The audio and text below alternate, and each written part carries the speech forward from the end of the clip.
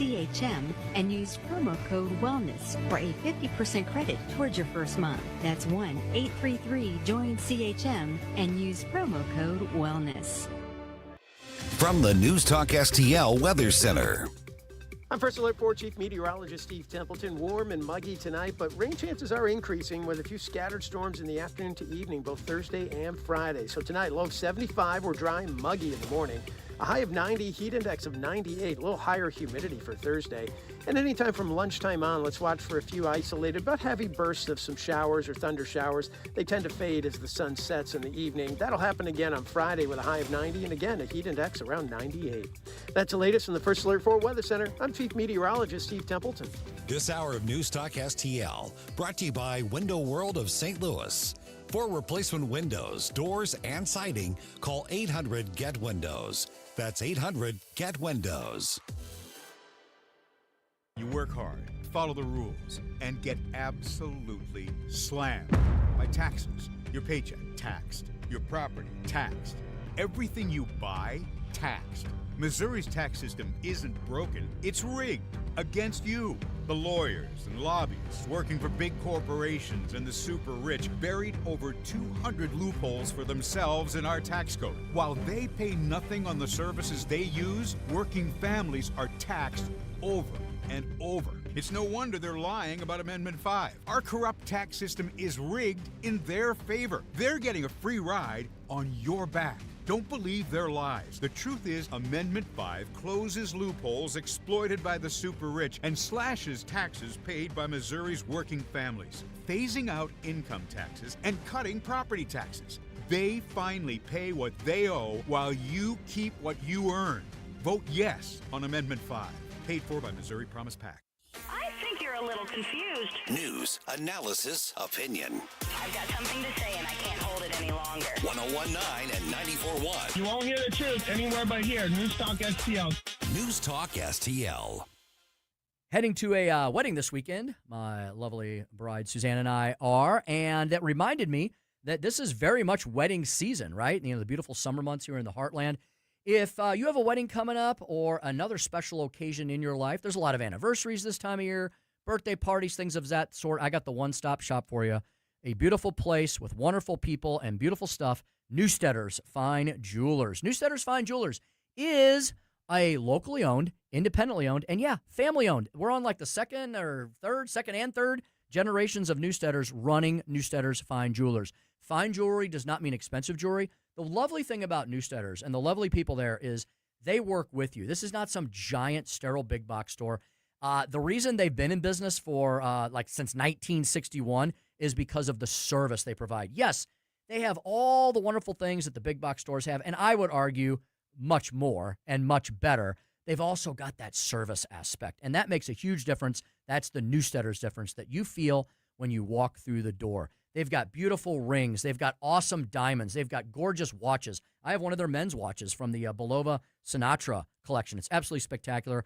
My wife's gotten some stuff there as well. My other family members, they absolutely love Newstedders. They can repair things there. They can refurbish things there. They can create things for you there. Your one-stop jewelry shop, Newstedders Fine Jewelers at wowdiamonds.com. That's Newstedders Fine Jewelers at wowdiamonds.com. Tim Jones and Chris Arps in the afternoon. The 9 most terrifying words in the English language are, I'm from the government and I'm here to help. The more you remove voting from Election Day, the more opportunity you're offering for people to commit fraud. Are you not entertained? Are you not entertained? I think the Democrats are so short-sighted in this tactic they have now. They just cheat at any cost to win elections. Nobody stands up. These people are crazy. I'm telling you, they're crazy.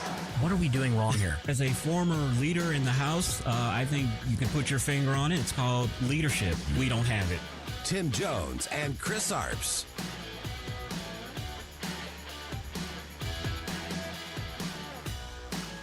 Breaking news to share with you right now from CENTCOM. Quote, at 3 p.m. Eastern, U.S. forces launched operations for a second wave of strikes today.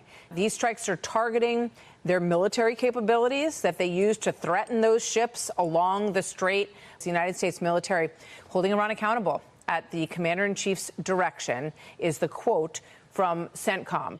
407, and welcome into the July 15th Wednesday edition of the Tim Jones and Chris Arps Show.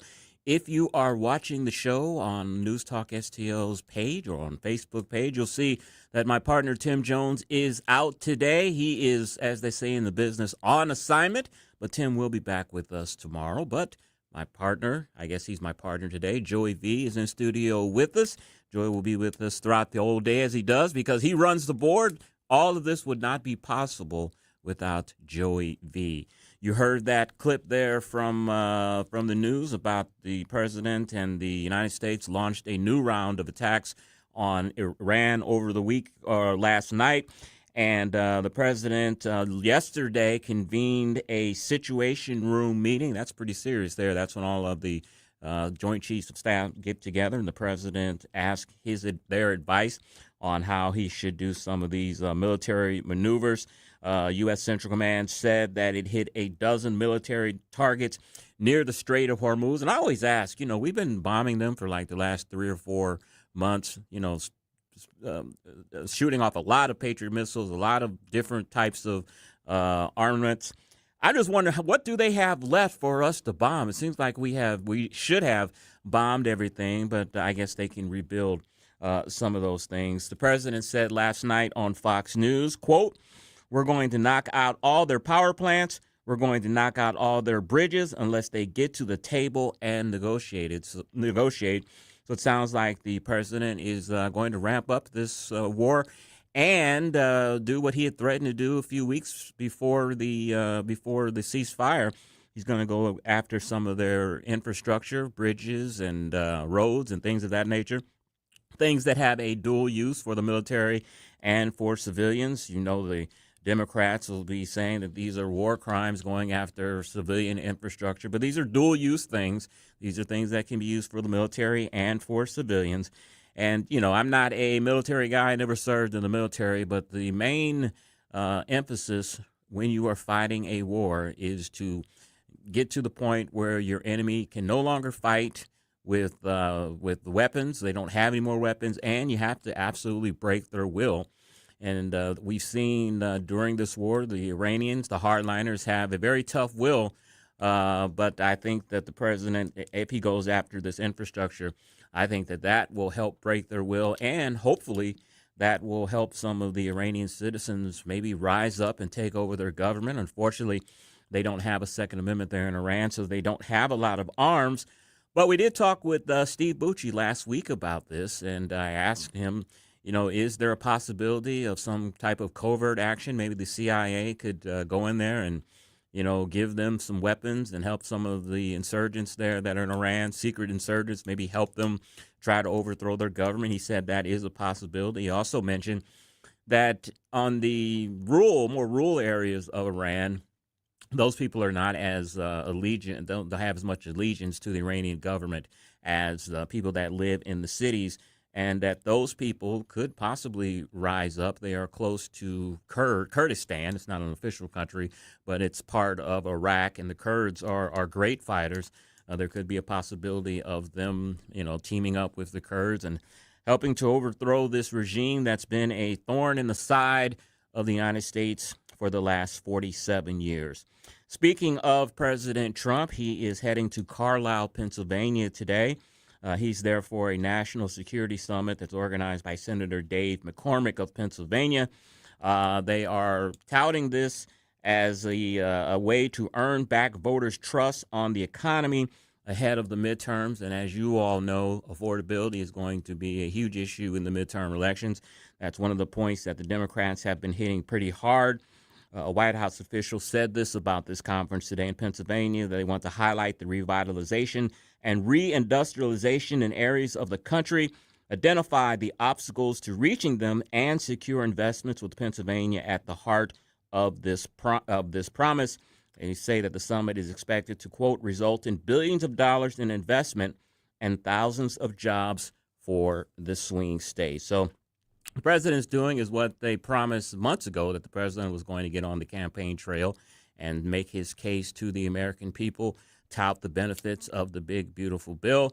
It is July, mid-July, and the midterms will be here before you know it. And Especially the president especially needs to be focusing on affordability issues now that the war has resumed. Oil prices have reached a 4-month high since the resumption of the military strikes on Iran. But as we saw before, once that Strait of Hormuz is kind of stabilized, gas prices go down pretty quickly. And we had the CPI numbers that were released last week that showed that inflation was the lowest point it had been since April of 2020. And, of course, the big majority of that was gas prices, oil prices. Oil and gas factors into every part of our economy. You need trucks to bring the goods to market. That takes fuel. Diesel fuel, which is more expensive than gasoline. You put them on the trains. Trains take diesel, of course. So oil is a big part of our economy. And when you have disruptions in the Middle East, of course, oil prices go up, and that affects every part of the economy. Another big thing happening in Washington, and Tim and I have talked to Congressman Bob Onder about this, it is the Reconciliation 3.0. J.D. Vance was set to meet with House Republicans at 3 p.m. Eastern time today to rally support for a third round of reconciliation. We're hearing that the reconciliation package is roughly about $80 billion. $67 billion of that goes to the Pentagon. They're looking to add $11 billion in farm aid, and it includes parts of the SAVE Act. House Majority Leader Steve Scalise said the framework could hit the floor next week, and they really need to do that. As I mentioned yesterday, the House has less than 10 days before its members take their annual month-long August recess, and they will be back in their districts, of course, campaigning. So 10 days, and, not a lot gets done quickly in Congress, 10 legislative days before they take their annual month-long recess. So they've got a whole lot of work to do. Of course, the president is adamantly wants the SAVE Act passed. And, of course, what's stopping that is the House has passed it 3 times, but some Senate Republicans are against it. The SAVE Act, the majority of the Senate Republicans are in favor of the SAVE Act. The hang-up for some of them is the stipulations on mail-in balloting. Some of these Republican states rely heavily on mail-in ballots, and that's where a lot of Senate Republicans have a problem with the SAVE Act. The president has said that he wants the SAVE Act passed in its whole. He doesn't want the mail-in ballots being released, so that is a huge hang-up there. Regarding the money for the Pentagon, $67 billion, most of that is for the troops and to rearm. But you're having some conservative Republicans in the House that are balking at this Pentagon, $67 billion to the Pentagon, partly because they want to be able to offset some of that spending with spending cuts elsewhere. Chip Roy of Texas, he said there's a 50-50 chance that he could back a procedural vote if to get the agenda back on the agenda, but he is looking for tens of billions of dollars in new defense spending. He said, quote, "We got to pay for everything." The Pentagon hosted a classified briefing Tuesday evening for House Republicans, telling them that they have a need for this additional funding. Regarding the Reconciliation Act in Senate, Senate Majority Leader John Thune, he is skeptical that a Reconciliation 3.0 can be done. He said he's reported as saying that this will be a heavy lift. It's really challenging and involves a bumpy path to getting votes in his chamber. And a big part of that is adding the SAVE Act to the reconciliation bill. The Senate parliamentarian has said that the SAVE Act doesn't have anything to do with financial matters, and so they are worried that if the SAVE Act is attached to Reconciliation 3.0, that the Senate parliamentarian will throw it out. So 10 days left before Congress goes on break. They have a whole lot of work to do before that break comes up. And we will talk all about that in the coming days and weeks here on the Tim Jones and Chris Arps. We always try to keep you up to date. We have a huge show for you today. Don Palmer is taking over for our good friend Zach Smith. He's a senior legal fellow at the Integrity Center at the Heritage Foundation. We're going to talk to him about the president's primetime address tomorrow. It's been speculated that the president is going to reveal some formerly classified documents that showed that that the foreign interference in the 2020 election was real. He is expected to talk about that tomorrow. We'll talk with Don Palmer about the Save America Act and voter ID, and some other legal matters. We might get into some Supreme Court stuff with him as well. He's taking over, as I said, for Zach Smith today. Chris's Corner, we're going to talk about, where's my notes here? Oh, Chris's Corner, I speculated, or I kind of foretold this yesterday. Tim talked about how all of the blue states are losing their millionaires and billionaires. My Chris's Corner, the title is "The Rich Aren't Just Leaving Blue States, They're Taking the Tax Money with Them." So I will kind of focus on that in Chris's Corner. 506, we've got an open line there. If people want to call in, 314-912-1019. One of the things that I want to get to, Joey, in that 5 o'clock hour is this horrific story that happened in East St. Louis regarding the 15 and 16-year-old. The young lady had her 16-year-old boyfriend murder 5 members of her family. A lot more details have been revealed on that today. I want to go over a little bit of that case. You know, every time I think that there's not a crime that can shock me anymore, something like this comes along and does that. Just, you know, it makes me wonder: are these people just are they mentally incompetent? Are they just that evil? What would possess someone to have your boyfriend murder 5 members of your family and have this young man go along with it? It's just absolutely insane. Then at 5:23, we'll speak with Vernon Norman. He's a candidate for State Senate, District 14. That is in the Mid-County area. U-City is included in that. My wife is a unpaid advisor to his campaign. He'll be in studio with us talking about his campaign and his priorities for the district. And, of course, August 4th is the upcoming primary, so we'll have him. We've had a lot of candidates here on News Talk STL in the weeks and the following days up to the election. And then 5:43, we'll speak with Steve Manns. You hear me every day talk to you about Timothy's Restaurant in Creve Coeur. He's going to be in studio with us. We're going to see if his executive chef, Will Mabry, has some new food that he has put together and maybe want to promote. I tell you guys all the time, I love their lobster pot pie, and my wife loves the lobster pot pie. I love pretty much everything on the menu. So we've got a huge show. Don't go anywhere. Stick around. You are listening to the Tim Jones and Chris Arps Show on 101.9, 94.1 News Talk STL.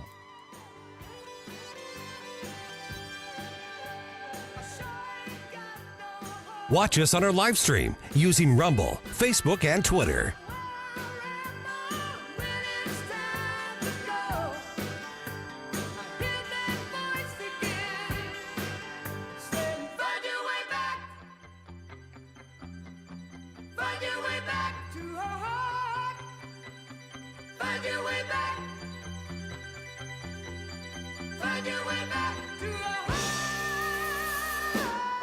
From the News Talk STL Weather Center. I'm First Alert 4 Chief Meteorologist Steve Templeton. Warm and muggy tonight, but rain chances are increasing with a few scattered storms in the afternoon to evening, both Thursday and Friday. So tonight, low of 75, we're dry and muggy in the morning. A high of 90, heat index of 98, a little higher humidity for Thursday. And anytime from lunchtime on, let's watch for a few isolated but heavy bursts of some showers or thunder showers. They tend to fade as the sun sets in the evening. That'll happen again on Friday with a high of 90 and again a heat index around 98. That's the latest from the First Alert 4 Weather Center. I'm Chief Meteorologist Steve Templeton. Hey folks, Tim Jones here to tell you all about Comprehensive Chiropractic, my healthcare provider for all of my musculoskeletal aches and pains. And hey, we've all got them, right? whether you want to admit it to yourself or not, I know something is probably bothering you. Why are you living with the pain? You don't have to. You can go visit my great friends at Comprehensive Chiropractic. Doctors Pat Fader, Caleb Gorman, Dr. Benton. They're great healthcare providers. I have been a patient of Dr. Fader's for about 20 years, and I see all the docs there because I don't know which ones you're going to go see, so I test them all out. They're all fantastic. You can find them at cchiropractic.com. That's cchiropractic.com. They can help you no matter what stage of life you're at, whether you're male, female, young, old, an athlete, a weekend warrior, or somewhere in between. They can help you out with all your maladies. Yes, they can help you with the chronic pain and the chronic injuries. They can help you with acute injuries, like if you have a slip and fall or an accident or something of that sort.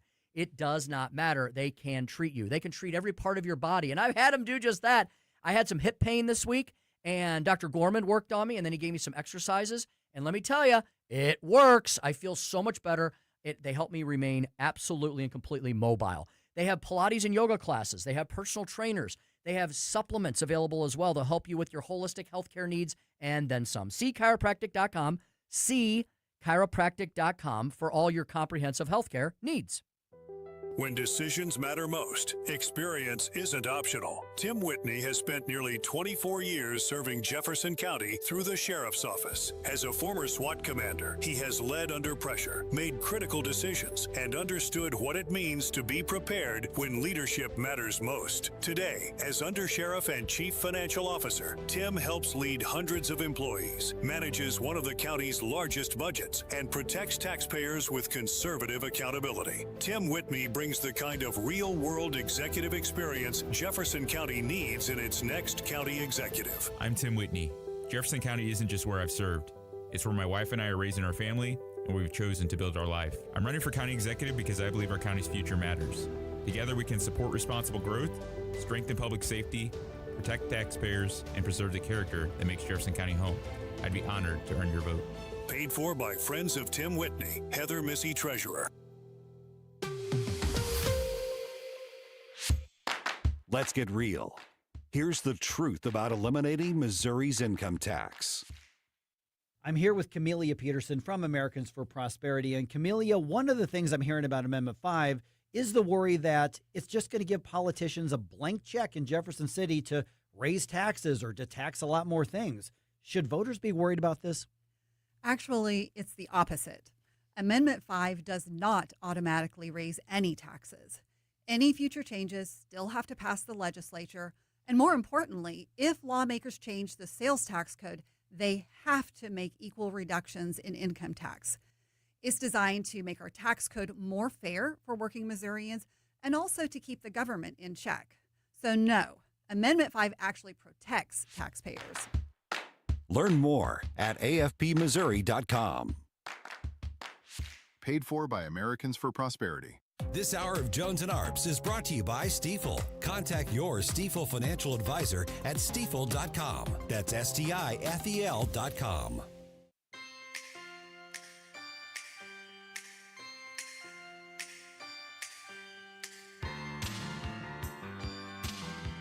You're listening to Tim Jones and Chris Arps.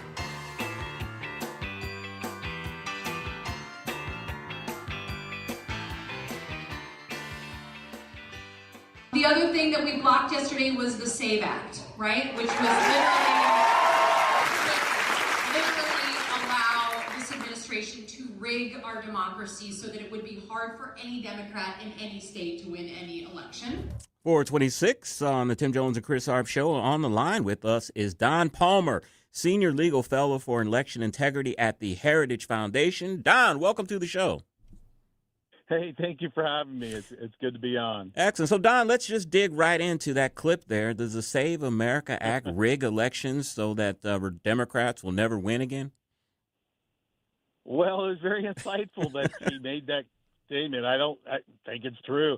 But what's very insightful from my perspective is that she is really trying to rabble her base up and basically ignore the American people and ignore Democrats who overwhelmingly want voter ID and citizenship verification. And so she's willing to, make a statement like that. It's pretty brazen.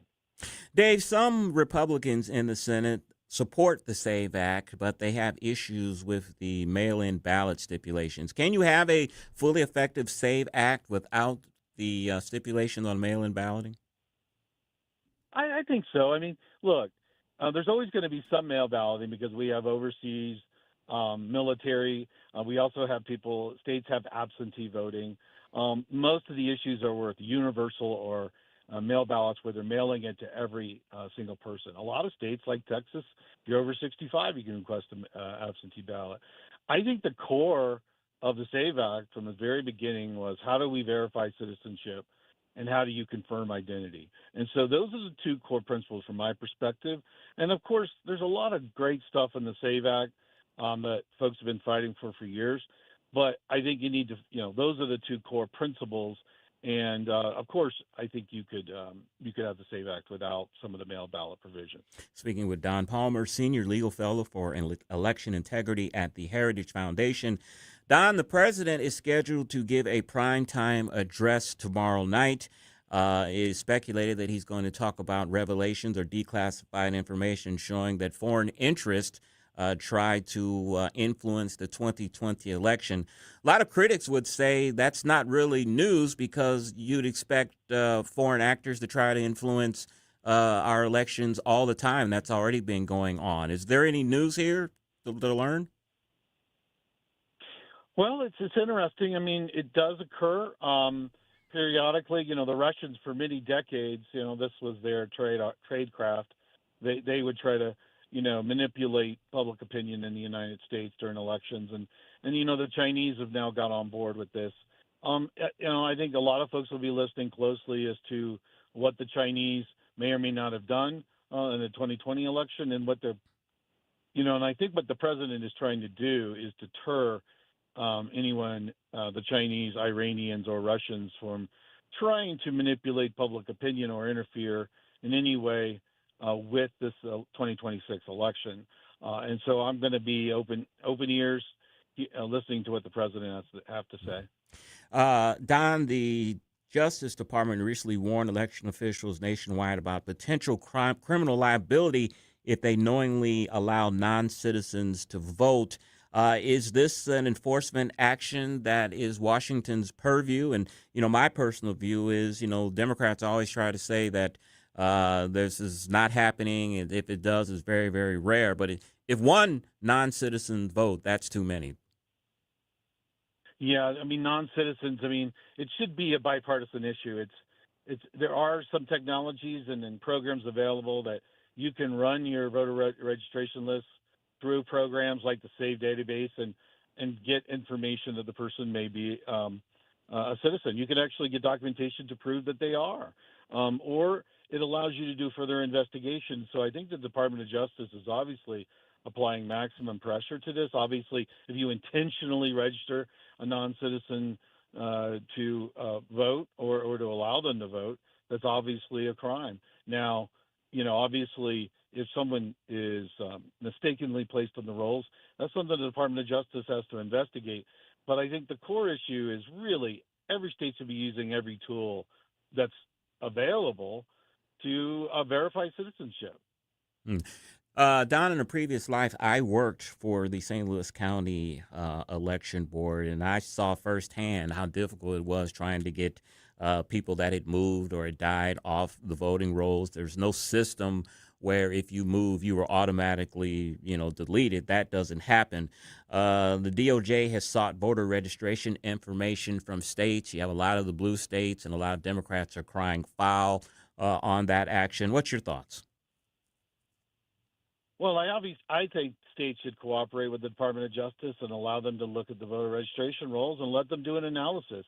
When I worked at the Department of Justice, the 1960 civil rights laws allowed DOJ to have access to those voter rolls. And, there was none of this complaining. There was none of this litigation. They provided those records over to the Department of Justice. And I think it's just a double standard. Now here we are, 2026, and the courts are not deferring to the Department of Justice under that civil rights law, which is somewhat surprising to me. And so I do believe that Republican states primarily should cooperate it to the maximum extent possible with the department and let them look at the voter rolls. This information isn't going to be disclosed in any inappropriate manner, and so I just think it's something that should be done. Don, last week, the president removed 2 Democratic commissioners from the Election Assistance Commission. How big of a deal is this, and what exactly is the Election Assistance Commission? Well, it's a big deal. I think that I think the Congress, from a congressional perspective, the power between the Congress and the president, Congress created this independent bipartisan commission to assist the states in the administration of elections. They provide money, they do data collection, they also test and certify voting systems. So these are all very fundamental things, not very political. But I think that with the Supreme Court, weighing in the Slaughter case, it's what are the powers of the president and what are the powers of the Congress, and the president decided to exercise his authority. Don, as I said, you are a fellow for election integrity at the Heritage Foundation, but you also served as a trial attorney.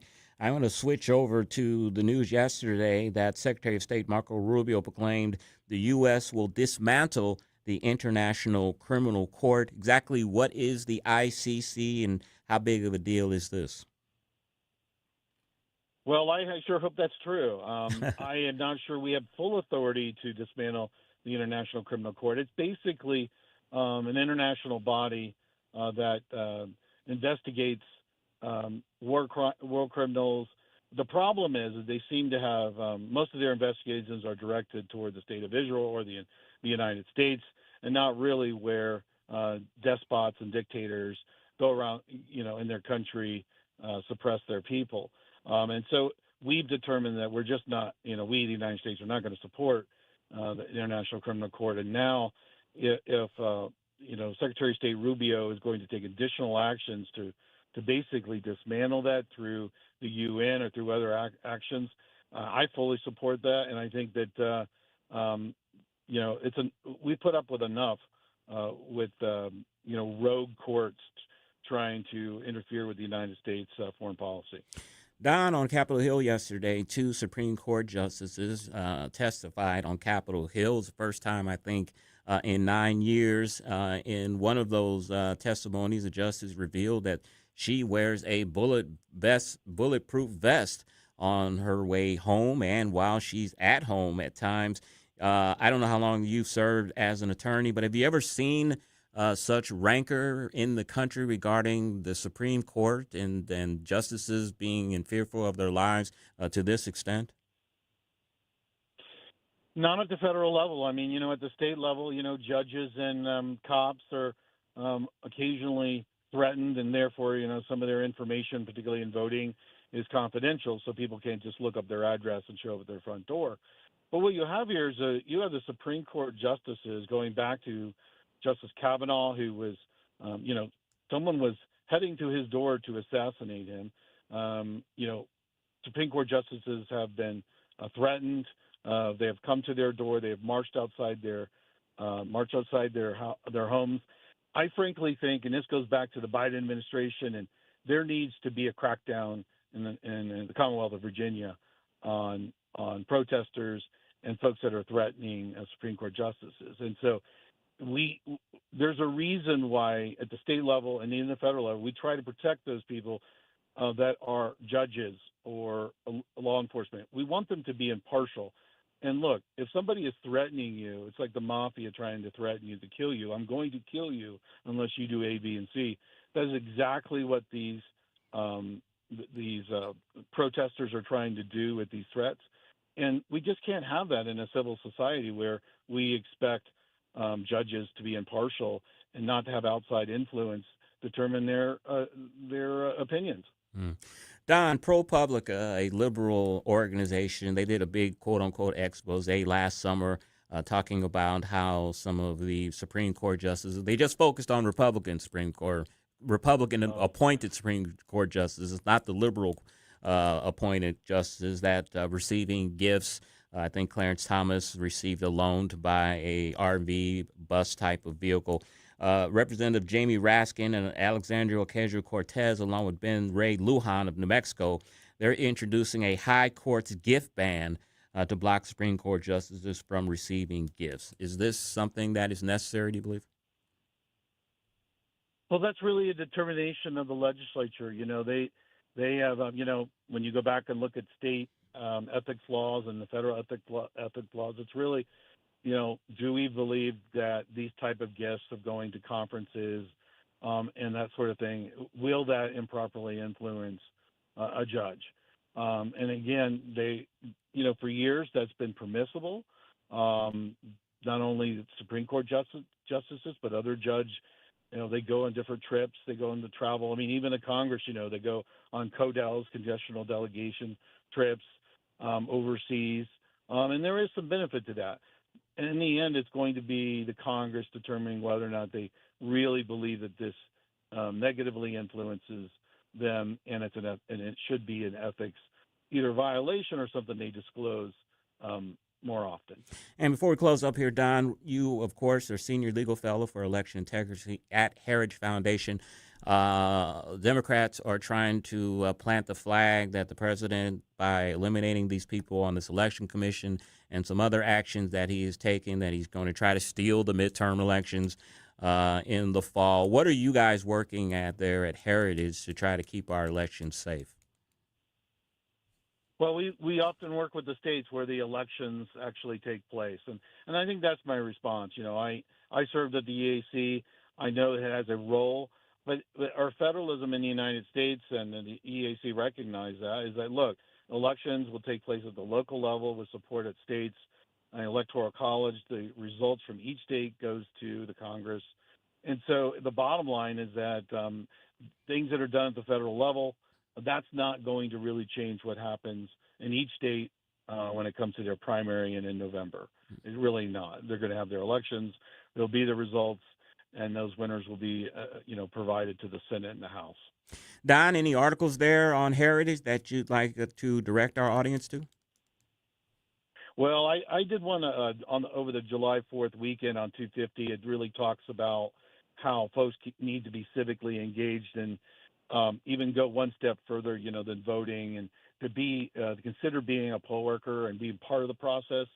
There are things you can do with your political party of choice, but we really have a problem with civic engagement beyond the registration and voting side of this. And I'm just encouraging people that our forefathers, Thomas Jefferson particularly, said, look, it's really going to rely on the people and to show leadership and to be civically engaged with their community. And so I encourage people to read that and just rededicate yourself to this November and to the future. I agree with you 100% on civic engagement. As I said, I worked at the St. Louis County Election Board at one time, and I don't know if it's like this in your area, but I think the average volunteer that was working the polls was about 78 years old. That's true, and that's why we need people to step up. It's a great thing to do, and if it's not for you, you'll find out fairly soon. But look, a lot of people love it. It's very it's like serving your country in the military. I was a former military veteran, and a lot of veterans serve because it gives them that same sense of working for a higher cause. And it's not a volunteer position. You actually get paid for the day as well. So you do get paid. That's right. That's Don. Put your hand up. That's Don Palmer, Senior Legal Fellow for Election Integrity at the Heritage Foundation, heritage.org, and his X account is Voting Guy. Don, thank you so much for your time. Thank you. Thank you for having me. Mm-hmm. All right, 441 on the Chris Arps or Tim Jones and Chris Arps show. Excuse me. We are going to have Chris's Corner next. The rich aren't just leaving blue states; they're taking the tax money with them. I'll tell you all about that on 101.9 94.1 News Talk STL. Like us on Facebook at News Talk STL.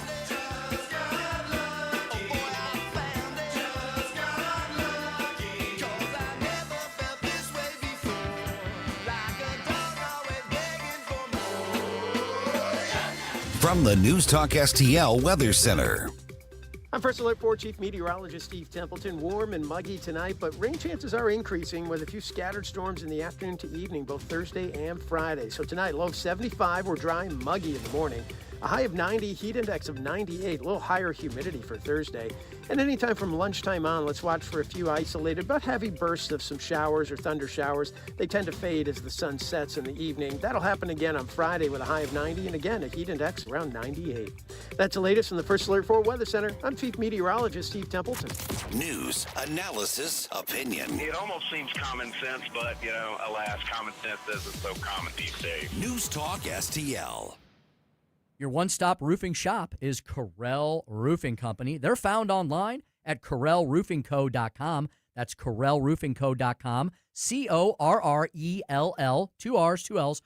Correll Roofing Company. Who are they? What do they do? Curtis Correll started his own company several years ago. He's in his third decade of roofing and siding and guttering experience, know-how, and knowledge here in the St. Louis region. The company is based in the county of St. Charles. They work all across the region. And from what I just told you, you know they are locally owned, they are independently owned, and they're family owned. Pretty much everybody at Correll is a family member or a close family friend, and they're a wonderful company to work for. I've spoken to many of their employees. I know a lot of them as well. They have a beautiful facility right there in St. Charles. They'll also come to you. They'll come to your home. They'll check everything out, and they'll take care of it for you. Do not throw in with some fly-by-night roofing outfit. Why would you ever do that? You can trust Correll Roofing Company to do the job right, and to do it right the first time. They'll also work with your insurance company. They'll take all that hassle and worry off of your plate as well. And they specialize in everything for the exterior of your home. Yes, they do roofing, but they also do siding and gutters as well. Correll Roofing Company, they can be found at CorrellRoofingCo.com. That's CorrellRoofingCo.com, your one-stop roofing shop. Let's take a break. Good idea. Hey, Tom, what are you doing on that Amendment 4? You know, we fought for our freedom and rights. I'm not giving them away without a fight. 4 takes them? That's exactly what 4 does. For over 100 years, Missouri voters have used our constitutional power to act when the politicians refused. I'll be darned if I'm voting to pass on less freedom and power to my kids. And doesn't 4 also kill majority rule? Yup. Creates minority rule, where just 5% of the most liberal statewide voters in one Missouri congressional district that block any citizen-led reform, making it nearly impossible to pass common-sense conservative citizen ballot measures. That's crazy town stuff. And we've needed our citizen ballot measure power to pass some big conservative stuff, like outlawing tax hikes without voter approval, lobbyist reforms, and term limits for career politicians. No way I'm letting a tiny fraction of liberals derail our conservative power. I'm no on Amendment 4. Hard no on 4. Pay 4 buttons or inch per care governance. Tony Colombo here for Gutter Pros and Exteriors, your all-in-one service team that brings years of experience and quality that's affordable right to your doorstep. Christine and I discovered Gutter Pros and Exteriors when we bought our home and inherited a gutter problem. And they've also repaired siding damage on our home because along with gutter repair, gutter installation, and leaf protection, the Gutter Pros team are also the best for repairing other exterior damage, including fascia, soffit, and all siding repair and installation. Learn about all the ways Gutter Pros and Exteriors can help your home or business right now at gutterpros.com. You feel it every time you check out. Prices up, paychecks stretched, families squeezed. That's why Ann Wagner's fighting to get government off your back and out of your way. Wagner passed the largest tax cut in American history, expanded child tax credits, ended taxes on tips, overtime, and Social Security. And Wagner is working to lower costs so families keep more of their hard-earned money. But Ann Wagner knows delivering for Missouri means more than just protecting their wallets. It means protecting our streets as well. That's why Wagner fought to secure our border, deport dangerous illegal aliens, partner with law enforcement, and put predators behind bars and off our streets so our neighborhoods and communities stay safe. Because real effective leadership protects what matters most. Your money, your family, your safety. Ann Wagner for Congress. I'm Ann Wagner, and I approve this message. Paid for by Ann Wagner for Congress.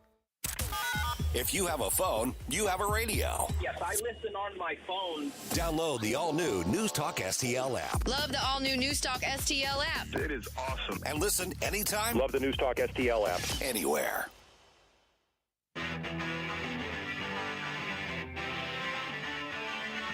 You're listening to Tim Jones and Chris Arps. 447 on the Tim Jones and Chris Arps show, and we're going to talk about the rich. They're not just leaving blue states, they're taking the tax money with them. Chris.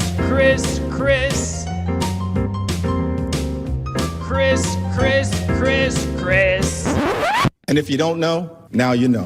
And now, Chris's Corner. For years, we've heard the same argument from progressive politicians. Tax the rich. They tell us the wealthy can afford to pay more. They tell us that if taxes go up, millionaires won't leave because they love the culture, the restaurants, the Broadway shows, the beaches, or the weather too much. In other words, they'll stay put. Well, the IRS just released data that tells a very different story. And it's a story every state legislature in America, including Missouri's, should be paying close attention to. According to the latest IRS migration data, Manhattan attracted more new tax filers than any county in America between 2022 and 2023. At first glance, that sounds like great news. More taxpayers should mean more tax revenue, except that's not what happened. Even though new people moved into Manhattan, the borough lost nearly $922 million in adjusted gross income. Why? Because many of the people leaving were the highest earners. They weren't simply taking themselves. They were taking their incomes, their investments, their business, and most importantly, their tax dollars. Think about that for a moment. A handful of high-income taxpayers can generate more tax revenue than thousands of middle-income households. So when those high earners leave, governments often discover that replacing them isn't nearly as easy as they imagine, and Manhattan isn't alone. Queens, the Bronx, Nassau County, Suffolk County, all ranked among the biggest losers of taxpayers moving to other states. In fact, every one of the 10 counties with the largest losses of taxpayers was located in either New York or California. That isn't a coincidence. Those also happen to be among the highest tax states in America. Now ask yourself another question. Where are these taxpayers going? Are they flocking to states with even higher taxes? No, of course not. They're heading to Florida, Texas, Tennessee, states with lower taxes, friendlier business climates, and in many cases, no state income tax at all. Economists have a phrase for this: people vote with their feet. You don't have to agree with every policy in Texas or Florida to recognize what's happening. When people have the freedom to choose where they live, many choose to keep more of what they earn, and that's especially true for entrepreneurs, investors, retirees, and business owners who have the flexibility to relocate. This is one of the biggest flaws in the tax the rich philosophy. Politicians often assume wealthy taxpayers are trapped, but they're not. Many of them are the most mobile people in the country. If one state dramatically raises taxes, they often have both the resources and the opportunity to move somewhere else, and when they do, the tax base moves with them. That's why this matters. This isn't about envying successful people or defending billionaires. It's about understanding how tax policy actually works. Government doesn't collect taxes from incomes that have left the state. You can't tax someone who now lives in Florida. You can't collect New York income taxes from someone whose primary residence is in Texas. The revenue simply disappears. That's one reason some of these high-tax states now find themselves in a vicious cycle. As wealthy taxpayers leave, governments collect less revenue than projected. To make up the difference, lawmakers often look for even higher taxes or new fees, which encourages even more taxpayers to leave. It's a cycle that's difficult to stop once it begins. Now let's bring this conversation home. Here in Missouri, voters will soon decide whether to continue moving forward, eliminating our state income tax. Opponents warn that lowering income taxes will somehow cripple state government. But if history teaches us anything, it's that people and businesses are attracted to states where they can keep more of what they earn. We've already seen states like Florida, Tennessee, Texas, and others benefit from that reality. The question is, should Missouri compete for those families, entrepreneurs, and businesses, or should we ignore the lessons that New York and California continue to teach us? The IRS numbers don't settle every debate about taxes, but they do settle one. People respond to incentives, and when enough taxpayers decide they've had enough, they don't just leave, they take the tax revenue with them. That is Chris's Corner, and please follow me on X at Chris_Arps and on Facebook, Christopher Arps Politics. Joy, you're not packing up and leaving, are you? You know, you're a wealthy guy. I wasn't thinking about it. I don't know why I'm stuck here. It's interesting when you think about why do I even live in St. Louis? When did this start? And it turns out my great-grandpa, he was born in St. Louis, but he was a professional baseball player. Oh, really? I never knew that. He ended up playing for the Toledo Mud Hens, and then he got drafted by the St. Louis Browns. So he came back to St. Louis. So all the way back in like the 30s, I guess, the family set up shop here in St. Louis and came back to St. Louis. And because of Major League Baseball, I live in St. Louis, I guess. He was actually on the 1944 St. Louis Browns World Series team where they played against the Cardinals and lost. But still, that's kind of cool that St. Louis played St. Louis back in 1944, and my great-grandpa was on a World Series team. Do you have any memorabilia from that? Yeah, we sure do. We got signed baseballs and newspaper clippings. There was actually a made-for-TV movie, I believe on ABC, about the outfielder that the Browns had. Who only had one arm. It's called The Winner Never Quits. And it's interesting because they say my great-grandpa's name a bunch of times in that movie. So my mom was always looking for that. We ended up buying it on VHS. I digitized it. I put it on DVD for her. And then I uploaded the scenes to YouTube so she could watch it whenever she wants. But, they called him Skippy Burns. Skippy Burns. Milt Skippy Burns. And he played shortstop. He played shortstop for I almost said Cleveland Browns. That's a football team. St. For the Louis St. Browns. Louis Browns. And you answered my question because I was going to ask you, was this on your mom or your dad's side? But you said that is your mom's That's on my side. mom's side, yeah. So what exactly do you have? You have gloves. You got World Series programs. What do you got? Yeah, bats and stuff. And it's interesting also because of that 1944 team, they have the team photo, and you'll find that picture all over the place. If you go to the Missouri History Museum, I can see my great-grandpa right there just on the wall. When I worked at Plaza Frontenac at the movie theater, there was a Lululemon big booty girl pants store. You know Lululemon? They make the yoga I've pants heard of that are that, see-through yes. when girls bend over. Is that official name, Big Booty? Big booty pants. Yeah. And right on the outside, they had a giant picture of the 1944 St. Louis Browns. So at my work, I'd be like, hey, what's up, Grandpa? How you doing? Did you tell people, hey, that's my grandpa, and no one believed you? No, no one believed me. There was a time when I went to elementary school, and we were painting the walls, and we had a professional muralist in. And the muralist asked, what should we put on the wall to represent St. Louis? And people said the Arch and Ozzie Smith. And I said, what about my great-grandpa, Milt Burns? And everyone said, who the hell is that? So I got to ask you, have you ever priced any of the memorabilia, see how much it's worth? I have not. You can actually buy a stack of cards of the entire 1944 team that are all hand-drawn. And I bought some of those and gave those to my family members. So it's kind of cool that we have my great-grandpa on a baseball card as well. Is he buried here in St. Louis? I believe so. Yeah, I visited his grave once. I forget which one. It's over there off of like 55 in Lee May or something. But I've never left St. Louis since then. It's Grandpa's fault. He went pro, and then we just thought, yeah, we should stay here. We should stay here.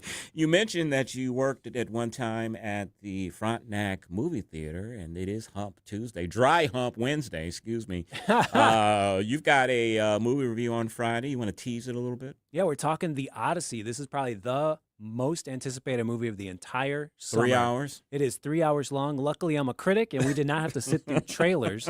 And I actually had a routine where the 20 minutes before the movie started, I was pacing around Ronnie's Cinema. And every time I came to a bathroom, I went in and just let anything trickle out. Just a little shake here, a little shake there. I peed probably 5 times in that 20 minutes just to make sure I was completely drained. And I did not get up and use the bathroom once during the 3 hours. I was so proud. So in a 3-hour movie, say you had to go to the restroom, you missed 7 minutes. Will that really make a difference? It bums me out. They should have a way that you could have your phone connected to closed-circuit television. You could watch it while you're in the toilet, just sitting there.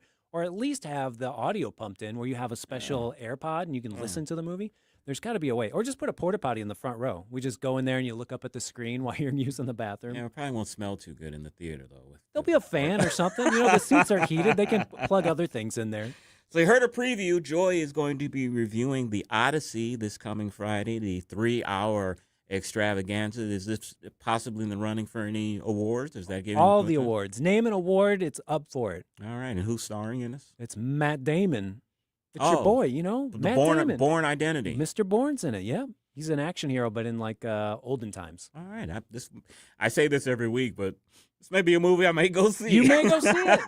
I think I've never. You're not afraid of an epic. You're a big fan of Gone with the Wind, a racist movie from the 30s. Since you started this official movie review, I have not seen one movie. Now, before when we just did it sporadically, I did go see movies, and I came back. I was like, Joel, you were kind of off on this one. But since it's been official, I have not seen the movie. That's no slight on you or anything. Maybe you pick the movie next week. Anything on Netflix, I'll review it. We'll team up.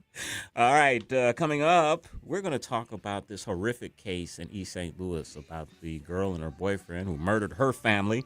We'll speak with Vernon Norman, state Senate candidate at 523, and we'll have Steve Mans from Timothy's Restaurant to close out the show.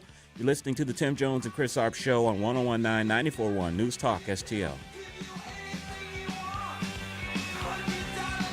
This hour of Jones and Arps is brought to you by Stifel. Contact your Stifel financial advisor at stifel.com. That's STIFEL.com.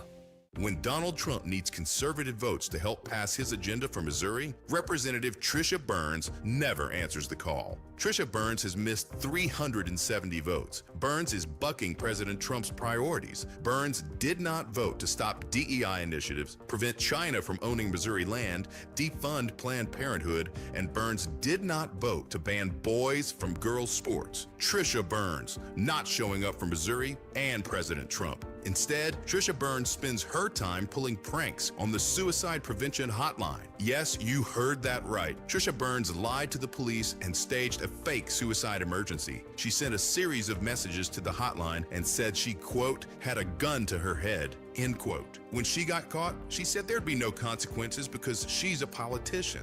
By August 4th, vote to show Tricia Burns that there are consequences to being bad at your job. Cut the Bullpack paid for and is responsible for the content of this advertising. Not authorized by any candidate or candidate committee. I'm Dr. TJ, owner of the Institute of Natural Health, co-owner of Optimal Nutraceuticals, and the host of Wellness One. Wellness One is designed to cut through the nonsense and provide you common-sense science-based information regarding health and wellness. On the show, we discuss topics like thyroid health, gut health, hormone optimization, and many others. Our show airs Saturdays at 10 a.m. and 2 p.m. and Sundays at 11 a.m. and 3 p.m. right here on Newstalk STL. And you can visit us at inhstl.com. That's inhstl.com. Producer Joey V of the Tim Jones and Chris Arps Show here, reminding you, don't waste a buck on movies that suck. Listen to Joey V's Movies Fridays at 5:45 for reviews you can trust. Brought to you by Harry J. Steakhouse, Freddy's Market, AAA Motor Speedway, and Best Buy Flooring. KLGY HD3 Clayton, K270BW Bellefonte, KNBS Bowling Green. This is News Talk STL at 101.9 94.1 and always streaming at newstalkstl.com. News this hour from Town Hall. I'm Keith Peters in Washington. A new blood test could determine whether someone will develop Alzheimer's disease. In the study, doctors tested for the presence of a brain protein called p-tau217, which helps fuel Alzheimer's. Dr. Risa Sperling is with Mass General Brigham Neuroscience Institute. We found that people who have very high levels of this blood test abnormality, p-tau217, were very likely to progress over time. So 38% of them progressed to impairment within 5 years, and actually up to 78% within 10 years. But Sperling says it's too soon for healthy people to get the blood test, which is now used to help diagnose people who are experiencing cognitive problems. I'm Donna Warder. Acting United States Attorney General Todd Blanche appeared before senators at his confirmation hearing. Willie Nelson reports. Acting United States Attorney General Todd Blanche pointed to major crime reductions under the Trump administration while appearing before senators at his confirmation hearing. If you look at Washington and Memphis as examples, where we have worked with federal, state, and local partners, pulling thousands of criminals off the streets in those two cities. Homicides in D.C. are down about 60%, and overall crime in Memphis declined by more than 40%. Blanche says federal partnerships with state and local law enforcement are delivering results. Willie Nelson, the White House. Heavy downpours are still drenching South Texas with the possibility of dangerous flash flooding. The storms also spawned a tornado in San Antonio on Wednesday morning. The downpours began Tuesday, washing out roads and leading to dozens of high water rescues in counties near the Mexico border. On Wall Street, the Dow by 150 points, the Nasdaq rose 162, the S&P advanced 28. More at Town Hall. You've probably heard all those ads for life insurance. Just a few dollars a day, apply online in minutes, no medical exam. Simple, easy, and cheap, right? Now you're thinking, maybe I should get a quote. Well, smart thinking. Everyone should have life insurance. But here's what they don't tell you. Those few dollars a day rates, they're for young people in perfect health. That's why everyone calls Big Lou the 50 to 60-year-old not-so-perfect candidate. Like you. You take prescription meds and you're overweight. Winner, winner, fried chicken dinner. Well, Big Lou works with life insurance companies that want people like you with no surprises after you apply. In fact, if you're a 50-year-old guy with a few health glitches, Lou could probably find you $1 million of term life coverage for about $200 a month. So, yeah, you need life insurance. But unless you're young and healthy, you gotta call Big Lou, because he's like you, older, heavier, and on meds, too. Get a quote right now at 800-555-2085, 800-555-2085, or biglou.com. From the News Talk STL Weather Center. I'm First Alert 4 Chief Meteorologist Steve Templeton. Warm and muggy tonight, but rain chances are increasing with a few scattered storms in the afternoon to evening, both Thursday and Friday. So tonight, low of 75, we're dry and muggy in the morning. A high of 90, heat index of 98, a little higher humidity for Thursday. And anytime from lunchtime on, let's watch for a few isolated but heavy bursts of some showers or thunder showers. They tend to fade as the sun sets in the evening. That'll happen again on Friday with a high of 90 and again a heat index around 98. That's the latest from the First Alert 4 Weather Center. I'm Chief Meteorologist Steve Templeton. This hour of News Talk STL is brought to you by Stifel, serving investors for over 130 years.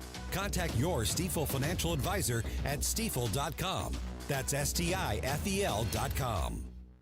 You work hard, follow the rules, and get absolutely slammed by taxes. Your paycheck taxed, your property taxed, everything you buy taxed. Missouri's tax system isn't broken, it's rigged against you. The lawyers and lobbyists working for big corporations and the super rich buried over 200 loopholes for themselves in our tax code. While they pay nothing on the services they use, working families are taxed over and over. It's no wonder they're lying about Amendment 5. Our corrupt tax system is rigged in their favor. They're getting a free ride on your back. Don't believe their lies. The truth is, Amendment 5 closes loopholes exploited by the super rich and slashes taxes paid by Missouri's working families, phasing out income taxes and cutting property taxes.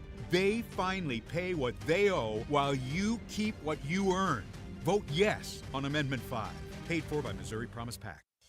All the information I need on the drive to work. Mike Ferguson in the morning. I keep it on throughout the day, whether it's local, national, or something big that's happening overseas. News, analysis, and opinion. St. Louis is #1 for conservative talk. News Talk STL. Expert insured tree care in St. Louis, absolutely, provided by Hanson's Tree Care. Not only do they serve the St. Louis metropolitan area, but they serve all the collar counties, and they're also now providing services all across the Lake of the Ozarks region as well, because Hanson's can handle it. HansonsTree.com is where you go. HansonsTree.com is where you go for expert insured tree care. That includes, of course, your basic tree care and then some. I've got them coming out to my house.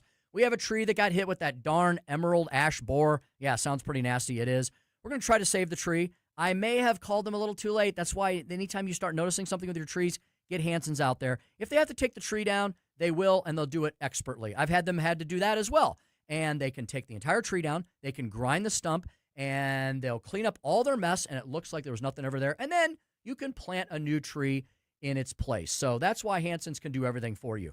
Green resource recycling, grinding and land clearing, and so much more. Emergency service line is it's a 24/7 emergency service line, and Hanson's can handle any job, big or small. Doesn't matter, daytime, nighttime, holidays.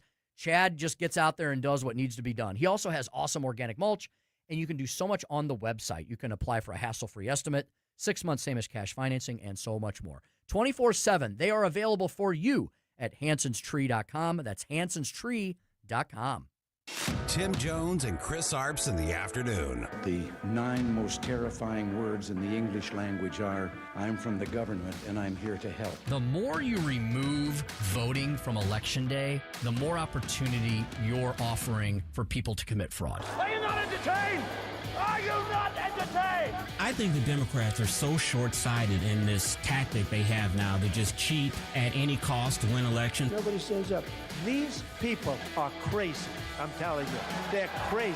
What are we doing wrong here? As a former leader in the House, I think you can put your finger on it. It's called leadership. We don't have it. Tim Jones and Chris Arps.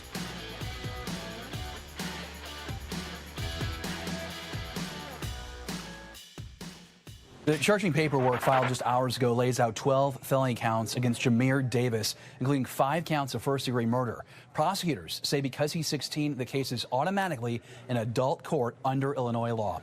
Investigators allege Davis used a stolen 9mm pistol in these shootings in East St. Louis.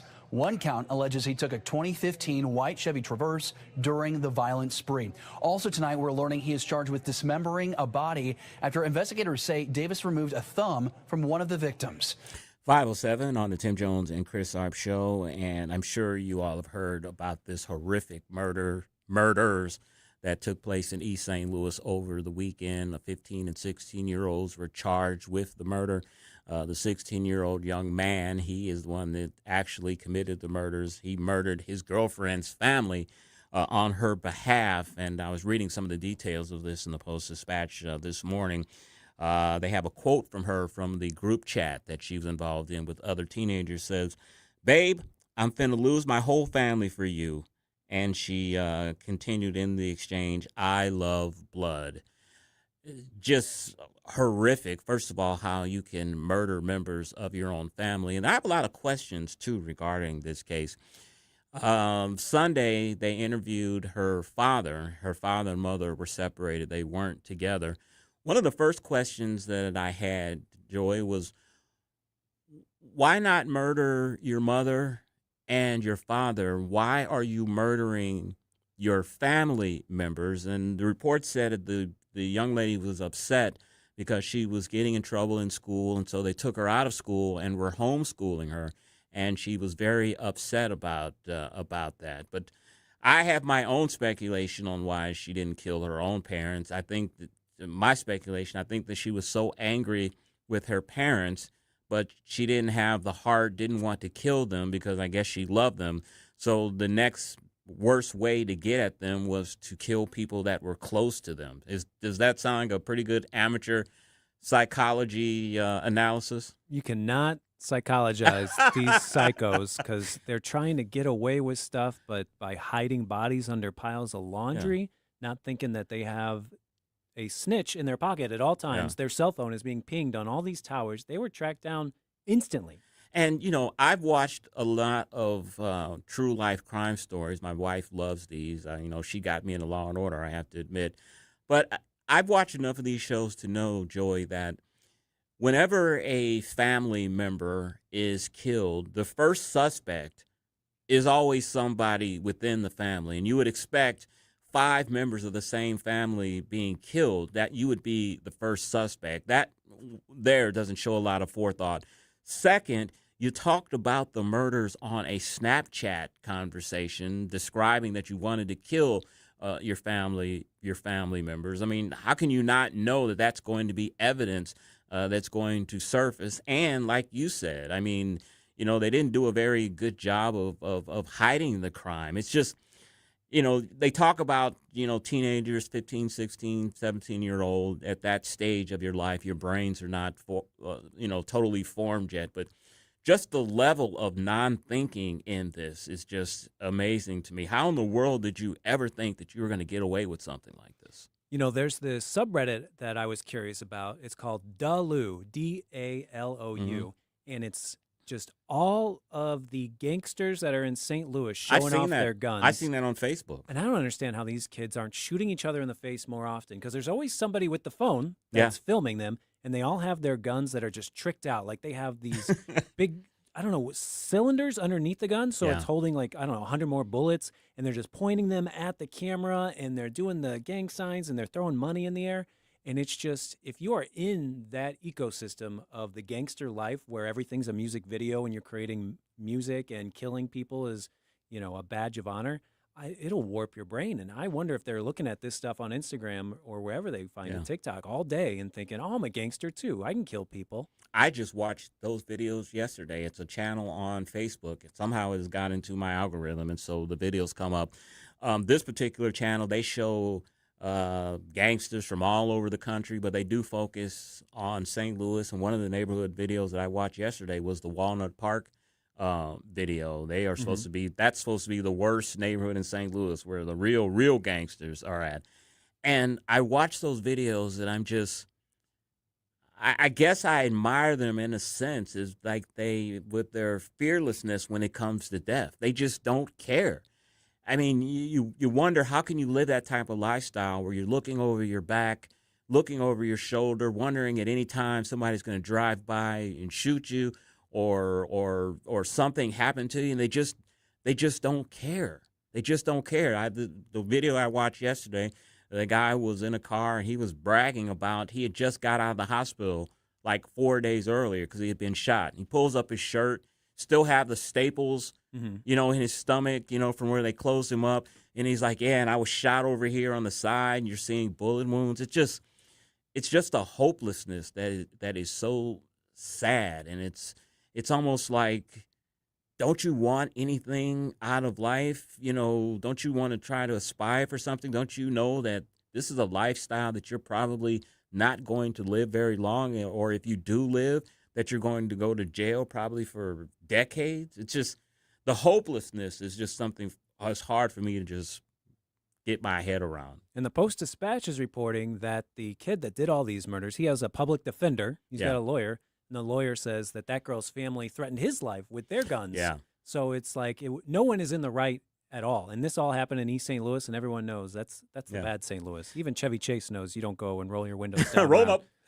I think when I read that, I think the public defender is trying to set up a self-defense, defense that this guy was in fear for his life because her family had drawn guns on him before. But, I mean, this is premeditated. I mean, you planned it out on the internet that you wanted to kill this family. And it's, you talk about a twist on Romeo and Juliet and star-crossed lovers. I mean, how in the world... And the sad thing, too, this kid, he's 16 years old. He had no prior criminal record at all. And he has just completely thrown his life away. He's fortunate, I guess, for lack of better words, that he did this in Illinois and not in Missouri. Because if he was in Missouri in about 20 years, he'd be getting a needle in his arm. But Illinois doesn't have the death penalty. So he'll probably spend years in jail. They're trying to certify him as an adult. I hope they do. I'd hate to see a person murder 5 people and then be put into a juvenile program, and then by the time he's 21, they let him out. And he'd be more famous than ever, and he could make videos on these subreddits and these reels and have a rap career, and, good for him. One thing that was bizarre about this case, and they mentioned it in the clip, is that the grandmother, I think she was 64 years old, the assailant allegedly, or did, the alleged assailant cut off the grandmother's right thumb. And I was like, the hell? Is he not only sick in the head, but he's, to commit a murder like this, but he's also some macabre person that cuts off body parts like Jeffrey Dahmer or something. And so I kind of looked it up. I was like, are there gang rituals that's something that you do when you murder somebody, that you cut off their thumb as some type of prize? And then it hit me, Joey. As I said, I watch a lot of crime programs, a lot of movies, and you've seen this many times in movies. And they said it today that the reason that he cut her right thumb off was so he could get access to the biometrics on her phone. Yeah, you imagine would that even work? Do you have to hydrate the thumb? How long do you keep it in ice? This kind of reminds me. It works in the movies. You just cut the thumb off and you use it. It must work. My secret is I actually set up my biometrics with my pinky. So if you kill me, make sure you get the pinky. Yeah. Don't say that. Oh, I'm not supposed to say that on the air. Yeah, this does sound like one of those Lifetime or whatever murder shows that Todd Showalter and his wife is always watching. There was this famous one with Gypsy Rose Blanchard, where she was this little girl who had Munchausen syndrome by proxy, where the mom made her fake that she was sick, put her in a wheelchair, poisoned her for years and years, and then finally she had her boyfriend kill her mom. So it's like that Romeo and Juliet, I'm being abused, take out my mom, but I don't want to get my hands dirty type of thing. I'll make a disclosure myself. For my biometrics on my phone, I don't use my thumb either. Use your nose. The reason why I don't use my thumb is because it's too hard for me to put it on the thing and make sure that I do it correctly. It just hurts. So mine is my index finger. Maybe I shouldn't tell. Don't tell people. Maybe I shouldn't tell people that. But yeah, I use my index finger for my biometric. I do not use my thumb. But boy, this is a horrific, sad case. It makes me wonder, are they just are they cuckoo for Cocoa Puffs? Are they mentally unbalanced? Or are they just that evil? I don't know. In the byline for Post-Dispatch, it said Belleville. I was like, uh-oh, that's where the crazy people are from. We've got our movie critic, Kathy Kaiser, and we've got producer Ashley, and they're both from Belleville. I think something's going on, but I think it just meant the St. Clair County Police are in charge of the investigation over there in East St. Louis. So I think we're safe. I don't know if we need to keep the Belleville people locked out just yet. You know, we had the judge on the show a couple of weeks ago, and I apologize. I can't remember her name completely. She's running for St. Charles County judge. And she talked about, she encouraged people to come into her courtroom to watch trials and things. And I got to admit, that's something that I have said that I want to do for years. Whenever there's some big high-profile trial or something, I always say I'm going to go down to Clayton, I'm going to go to the courthouse, and I want to check out the crime, true crime, watch the trial. Mm-hmm. This may be one that I actually go over to St. Clair County to the court when this comes to trial and watch it myself, because I want to try to understand this. What would make you at 16? I know you don't have as much impulse control and your brain is not as formed, but I want to try to understand the psychology of this. It doesn't seem real. I can't wrap my head around it. It is bizarre. All right, we are going to have, coming into the studio with us next is Vernon Norman. He's a candidate for State Senate District 14. And, of course, the primary is August 4th. We'll talk to him about safety, schools, jobs, and tax reform, and ask him who he is and why are you running for this office. And then at 5:43, we'll speak with Steve Manns. He's owner of Timothy's Restaurant. We'll see what they have cooking up, see if they have any new items that they want to promote, what's some good food that they're cooking there. And, well, that's going to be tomorrow. I'll tease it. We're going to talk about, at the end of the show tomorrow, pretzels and political patronage. Just keep that in mind. Listening to the Tim Jones and Chris Arps show on 101.9 94.1 News Talk STL. Like us on Facebook at News Talk STL.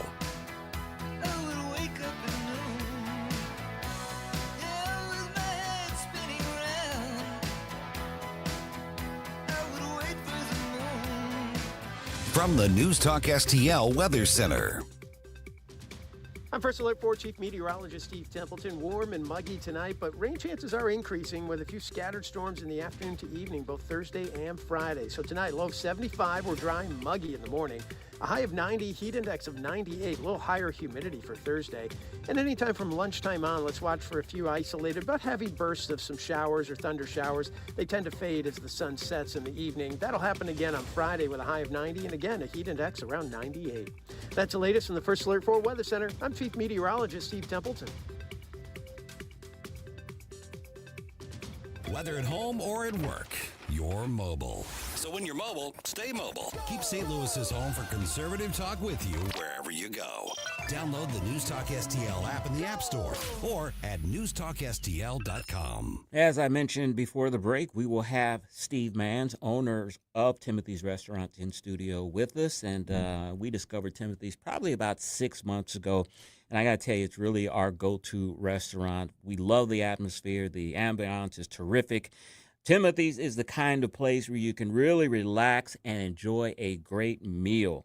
It's led by executive chef Will Mabry, and Timothy's serves contemporary American cuisine with a touch of Southern charm. They have great dishes like pastrami smoked lamb and shrimp and grits. My wife, as I told you, absolutely loved the lobster pot pie. Everything we've tried has been incredible. Timothy's also features amazing house-made desserts, and they have over 600 wines to choose from. Enjoy dinner 7 nights a week, plus lunch, brunch, and private events. Timothy's in Bellevue Plaza in Creve Coeur. They're located at 12710 Olive Boulevard, or check them out online at timothysstl.com.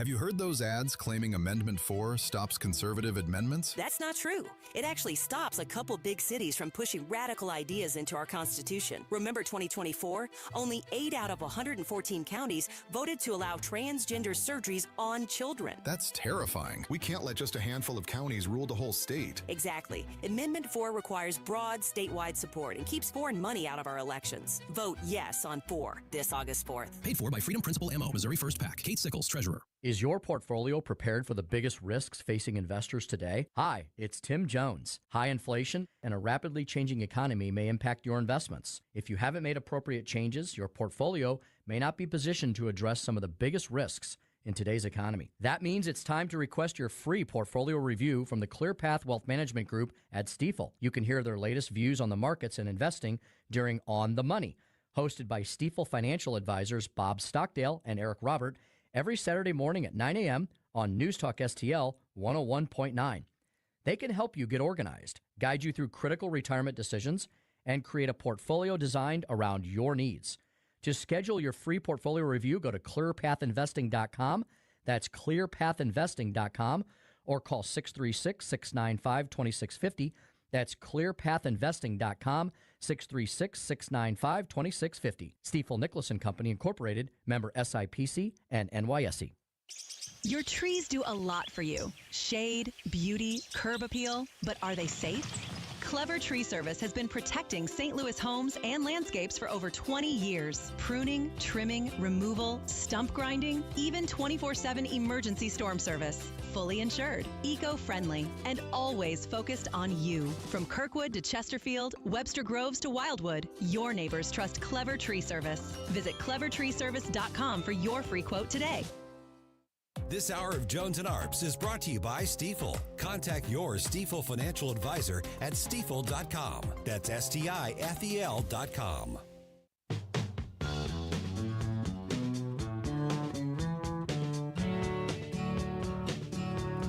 It's the Tim Jones and Chris Arps Show.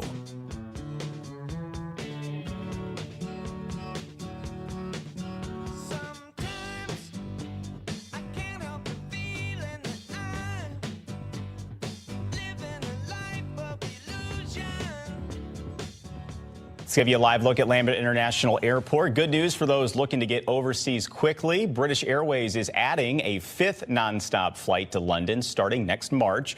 The airline has been doing direct flights 4 days a week over the last few months. Well, Lambert officials say demand has been really strong, so they're adding another flight next year. 5:24 on the Tim Jones and Chris Arps Show. And good news for St. Louis that British Airways has added another flight here. Maybe we'll become a hub once again. Probably not. I actually love that vintage TWA merchandise. It just makes me feel proud of how St. Louis used to be when we were a hub. We were the Shiznit at one time. Of course. But no longer. All right, in studio with us is my good friend Vernon Norman, He's a candidate for State Senate District 14. And as a disclosure, my wife is an unpaid volunteer on his campaign, so we got to throw that legal stuff out there, Vernon. But Vernon, welcome to the show. Thank you, Chris. It's great to be here. Before we get started into our questions, tell us the boundaries for District 14. Sure. So the 14th Senate District goes from the Del Mar Loop all the way up to the Missouri River in Hazelwood and South Florissant. So it's quite large. Includes everything from University City, where I live, to Ferguson, which made national headlines not too long ago. It also includes areas like Olivet, St. Anne, very robust areas. So it's a pretty large district, but it's one of the districts that has a very high density of municipalities. So when you hear the word fragmentation and returns to St. Louis, we're ground zero for that. So there's over 40 municipalities within the actual district. So it's quite a handful. Vernon, you are a relatively new to the St. Louis area, and a question I always ask kind of first-time candidates is, what the hell is wrong with you? Why do you want to get involved in politics and run for elected office? Sure. So I'll take that as a welcome. So, yeah. So I can answer that a few ways. One thing I'll say is, I'm originally from California, which for those of you that are familiar with me and my campaign, that's not news. But I first became acquainted with St. Louis when I met my wife, who was studying at SLU. And I came to visit her, and I realized, St. Louis is a great city and a great place to live, and it was just really easy compared to where I grew up in Southern California. But going back even further, I started in politics, door knocking on city council races and local politics and races in Southern California. And I don't know, I thought it was fun. So I'm one of those weird people. I was kind of into politics a little bit, but I just thought it was fun talking to people, meeting them, getting to see different parts of the area I grew up in. And so I just kind of plugged into politics from there. Did a few things with the party in California. I lived in Utah for a bit there, did more with the party there. And then did a bit, back in California when I lived just before moving here, was quite involved with the young Republicans there, and then starting to be more involved with the LA County Republicans as well. So I've been been involved in the party for quite some time, and I don't know, just a little bit of a political junkie, but more or less, I just view it as an obligation. A lot of times we think of politics as, rights and so forth, especially given the Bill of Rights and all that, but I view it as an obligation to be involved. It's not just something that, you have the right to do. We have the responsibility to do that. And so that's my view on it. As we all know, California is known as a blue oasis. A lot of Democratic voters there, especially in the bigger cities. As you've gone door to door speaking to voters, what's the difference between a California voter and maybe a Midwestern voter, or is there a difference? Yeah, that's a great question. One of the things that I learned from door knocking is that typically there's a lot less, daylight between voters than would it seem based on the news. When you talk to people at the door, generally, one, they're very friendly and they like to have their voice heard, regardless of what their political persuasion might be. And especially here, talking to voters, conservative voters more or less, they feel like they've lost a voice because, those of you who've been here much longer than me remember when St. Louis kind of led the state in a lot of things, and now St. Louis is leading the state in a lot of things we don't want to lead in. But folks here generally kind of look back on a time when St. Louis was kind of, driving the state, driving growth, driving everything for the state.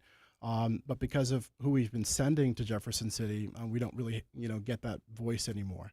And so talking to voters here, I get the sense that they're looking for someone that's going to represent them and not the special interest in St. Louis City, but really focus on the district and the things that matter for the district. And that's one of the things that I think is going to be really important in this election. What are some of the changes or things that you'd like to see improved or brought to the 14th district? What are some things that you're seeing that's lacking? Sure. One of the things that's really lacking is someone that's going to be able to stand shoulder to shoulder with Senate leadership instead of toe to toe, right?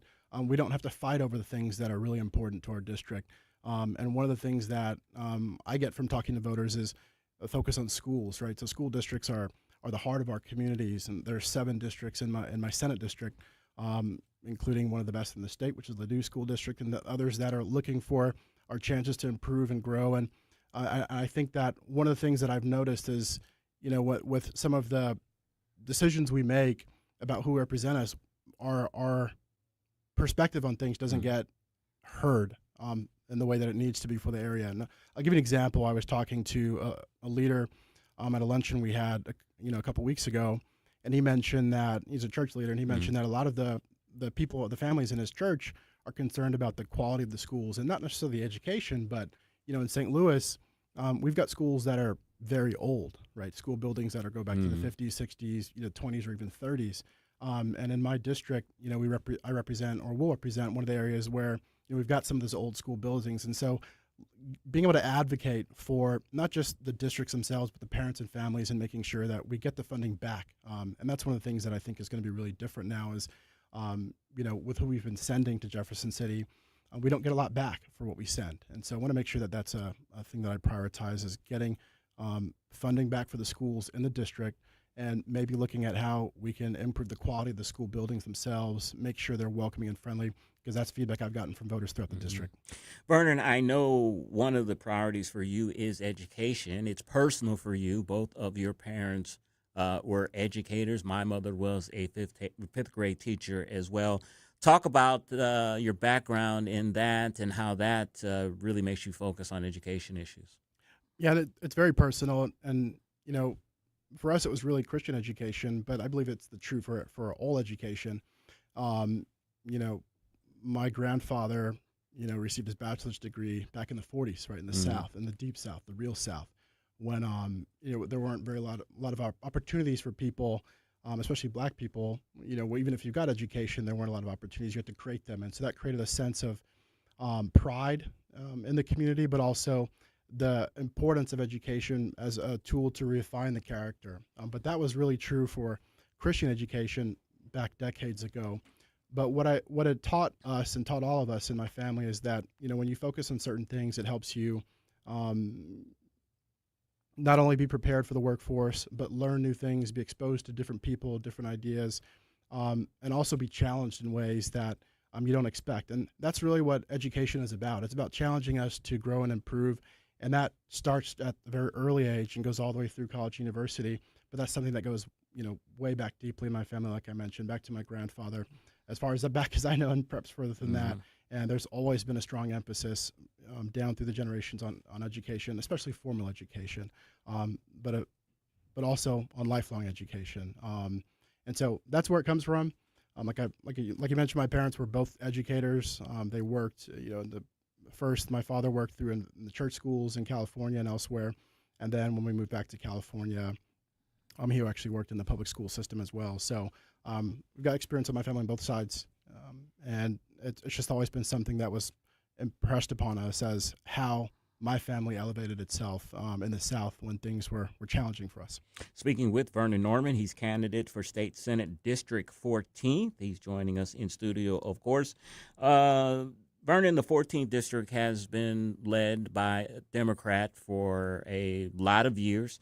How do you convince people in that district to give you a chance and vote something that they've normally been voting for years for the Democratic ticket?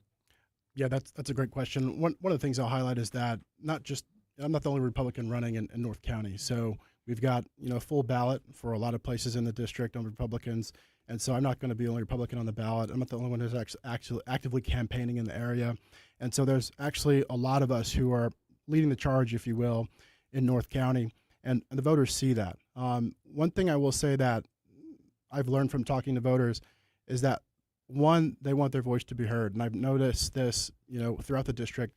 Typically, they're not very well approached, right? They might get some mail, but no one really comes to the door to talk to them, hear what they have to say.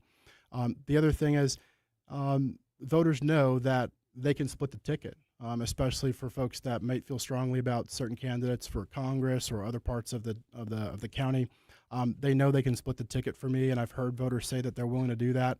But really just comes down to whether or not voters are ready to actually have a voice in Jefferson City, rather than someone that, again, can stand shoulder to shoulder with Senate leadership instead of toe to toe, fighting uselessly, because as we've all known, the Republican majority has just expanded, over the years. And so, while the incumbent has, been done about as well as you could expect for a Democrat for the area, I think there's a great opportunity for new leadership, but also for the voters of the district to have an actual voice that will represent the entire district and not just certain parts of it or the special interests that they're beholden to in St. Louis City.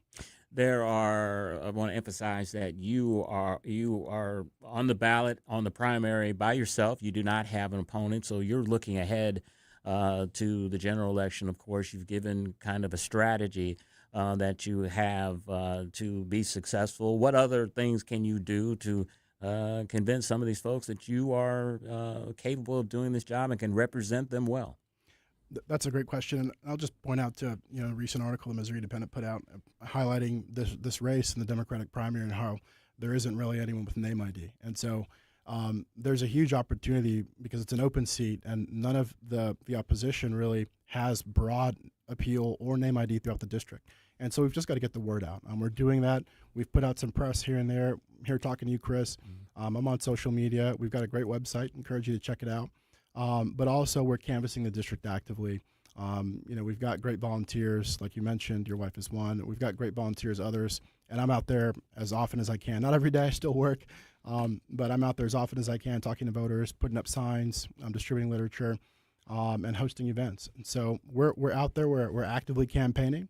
We're visible in the district, and everywhere we go, we've had a strong reception. And so I'm excited for the August 4th primary because it'll be a good indication of the enthusiasm we can generate throughout the district, but also for the November election where the real test will be whether voters are ready to have a voice in Jefferson City or if they're looking for more of the same. I want to say that the Arps proudly have a Vernon Norman yard sign in our front yard, and your slogan is Missouri Families First. Expound on that. Yeah, so one of the things that really struck out to me is it's a broader issue, and it's one throughout the country, but obviously everyone knows the birth rate's going way down, and there are a lot of reasons that's happening. But I wanted to prioritize things here that will not only attract new families to move to Missouri like myself. We moved here because to us it was a better place to raise our family. Less but also taxes.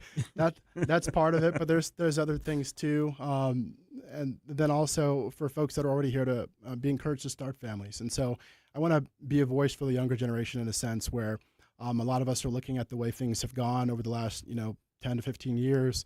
And especially for a lot of young men, there's just challenges out there that weren't there when I started out in my career.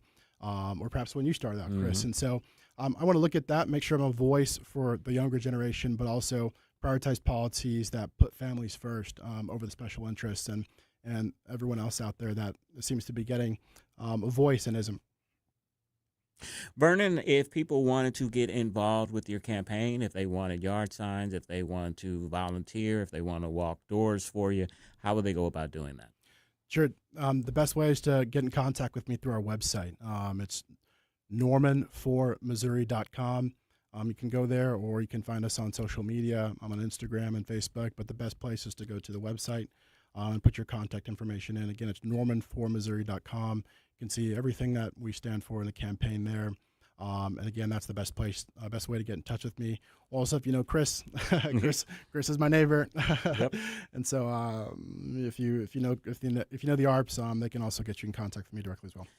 All right, Vernon, the final minute is yours. Give the audience your 1-minute elevator speech on why you should be the next state senator for the 14th district. Sure. Well, I think the best case is really to for Missouri or for St. Louis to rejoin the majority.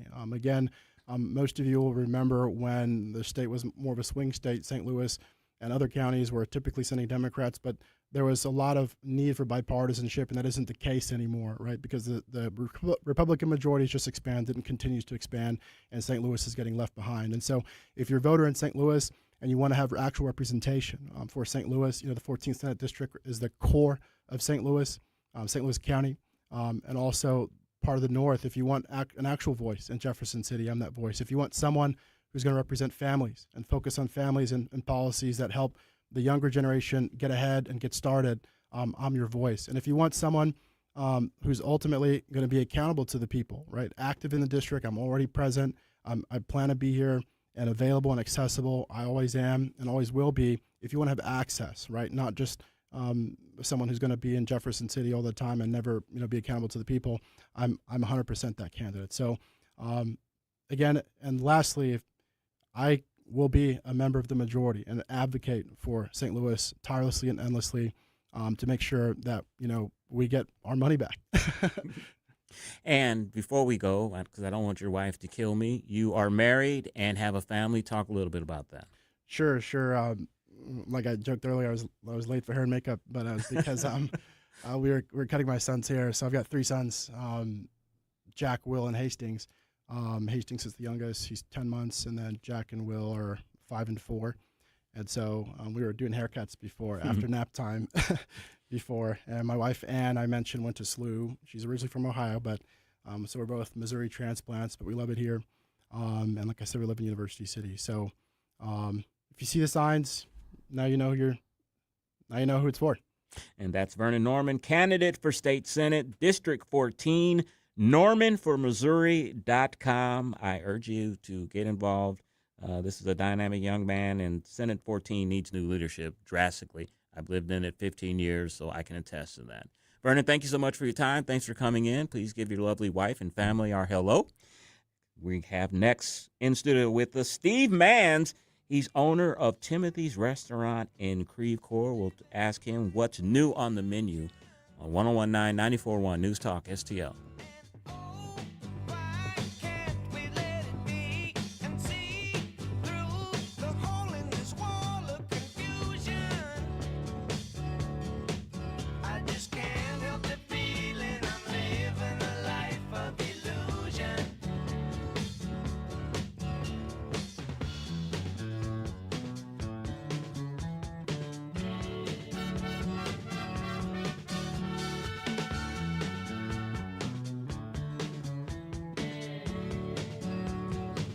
Follow us on Rumble at News Talk STL.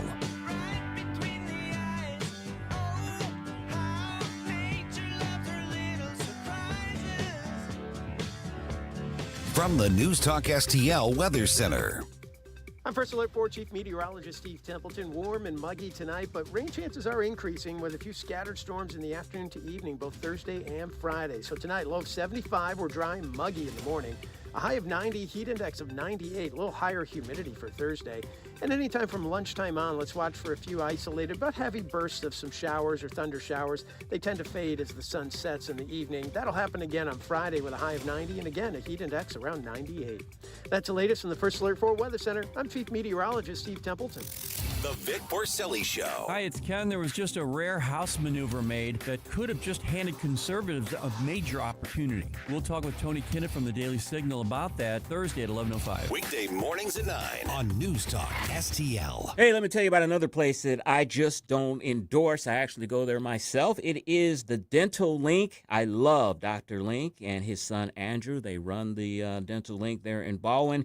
It doesn't feel like one of those cold clinical offices. It actually feels like a place where people actually enjoy working there, and that matters when you have somebody working on your teeth. Now, for me, this is personal. I've had dental implants done there. That's no small thing. That's serious dental work. And they walked me through the whole process step by step. No pressure, no confusion, just straight answers, making sure I was comfortable the whole time. If you've been putting something like that off because you're nervous, hey, I get it. I was nervous. But here's what you should know. They offer many dental implants, which are less invasive, quicker recovery, and a lot less discomfort than the traditional route. I'll tell you this, getting my implants done was a game changer. They look natural, they feel natural, and honestly, it gave me a level of confidence back I didn't even realize I was missing. If you've been thinking about it, just go talk to them. The Dental Link, as I said, are located in Baldwin, right there at 141 in Manchester. Give them a call today at 636-496-8584 or check them out at thedentallink.com, thedentallink.com. Do good, do it well, have fun doing it. That's their motto.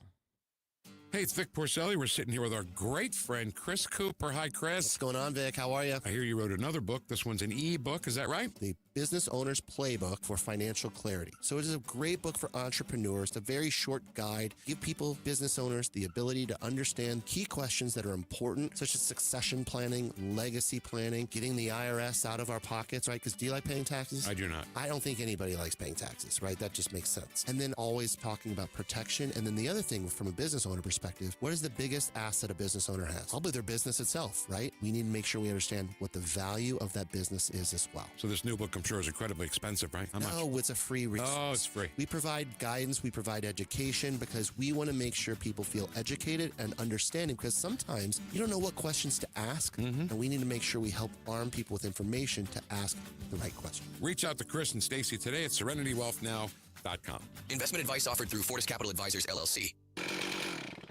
Let's take a break.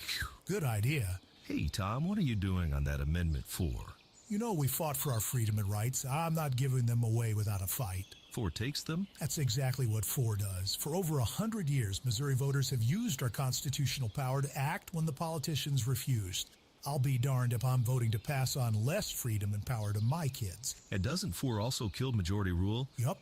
Creates minority rule, where just 5% of the most liberal statewide voters in one Missouri congressional district that block any citizen-led reform, making it nearly impossible to pass common-sense conservative citizen ballot measures. That's crazy town stuff. And we've needed our citizen ballot measure power to pass some big conservative stuff, like outlawing tax hikes without voter approval, lobbyist reforms, and term limits for career politicians. No way I'm letting a tiny fraction of liberals derail our conservative power.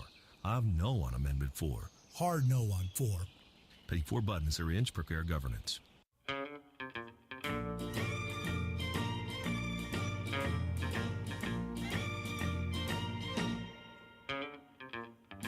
We're having a party,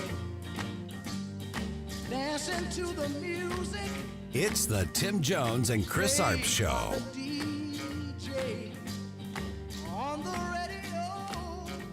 546 on the Tim Jones and Chris Arps Show, and in studio with us is Steve Manns. He's the owner of Timothy's Restaurant in Creve Coeur, and you hear me talk about them often. Great food, great service, great ambiance. Steve, welcome back to the show. Thank you very much. I'm so happy to be here. You know, I didn't learn until after the interview with Vernon Norman. You are a U-City resident as well. I had no idea. I am. We moved there from the West End in 2019, right before COVID, so had a good time there. All right, Timothy's Restaurant, lobster pot pie, I love. You've got an executive chef, Will Mabry, there. I guess the one thing I want to ask is what new menu items do you have coming up to test our palate? To be honest, nothing new. We do our menu shift of fall, winter, and spring, summer. We won't change our menu till right around September. We do a lot of specials. We got a lot of regulars that come in. So we just did about 5 days of sea bass that we did with the risotto. What he's got coming next, what we can find that is in season. It just depends on that. And we try to do a lot of specials so that we can keep people happy and then still have our normal menu. Our new menu will start in September, and we'll keep our normal favorites and then add a few twists, a few seasonal things, a few things that go on from there. But today, I'm just here to hang out with you. You know, it's interesting that you said sea bass. I am a very particular eater. I don't usually eat a lot of new things, very picky.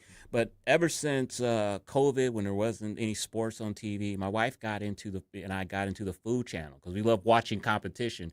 So every night when I go home, we watch Beat Bobby Flay. We watch, right now they've got a barbecue competition going on. So I'm kind of really into that. And it's ironic that you talked about sea bass because that was one of the items on Beat Bobby Flay that they had to cook the other day. You have described your food as Southern comfort food. What exactly does that mean? I would say, or did I say it right? Well, I would say American classic with a Southern twist. Right. So Will, again from South Carolina, has an influence of Southern things. The red snapper, the shrimp and grits, the I'm lacking words right now. Because you have so much. But a few different ingredients and season and things that go into that. But he is very, very good at finding something and trying this twist on it, trying that twist on. We just did, before the sea bass, we did a cod with a miso that was kind of mixed into it. So, all right, what's a miso? What is that? Just kind of a flavoring, a sauce that goes with it to kind of enhance it, everything. But he's very good at finding something and creating something that doesn't necessarily stay in one type. He does have his roots, but he's able to manipulate and to move, finding the protein or the whatever and kind of expanding out from there. I got to tell you one thing. I've taken a couple of friends to Timothy's. One of them got the shrimp and grits, and he said this was the best he'd ever had. He'd never had shrimp and grits with bacon bits in it. Is that one of those things that Chef Mabry does a little different, throws things in there like that? Each one, especially shrimp and grits, the fact that you point that out, everybody's got their own little style with it, and he does put his bacon in. But we can take the bacon out in case somebody's wanting to know. But I would say that he is more of the sauce, the New Orleans or NOLA barbecue sauce, Worcestershire based. I would say that's what really kind of separates it on top of the poblano grits. So each component can change a shrimp and grits no matter what you do. And how you put those together is what separates each chef from each chef. I tell you another dish that I've taken a couple of friends there and they love, and I'm going to pronounce it wrong or say it wrong, but it was the pork sandwich that's really, really big. The pork tenderloin? The pork tenderloin. Talk about that, and why is it so big? Well, so a pork tenderloin, if you're going to do a sandwich with it, they typically take the loin, then they pan it out, make it, I'm sure I'm pounding on the counter there. Right. But you pound it out, make it a little bit thinner, bread it, fry it, stick it on there. If it's too thick, you really can't get it right. So it tends to go a little larger. We actually do it for brunch as well, and we'll do it kind of like a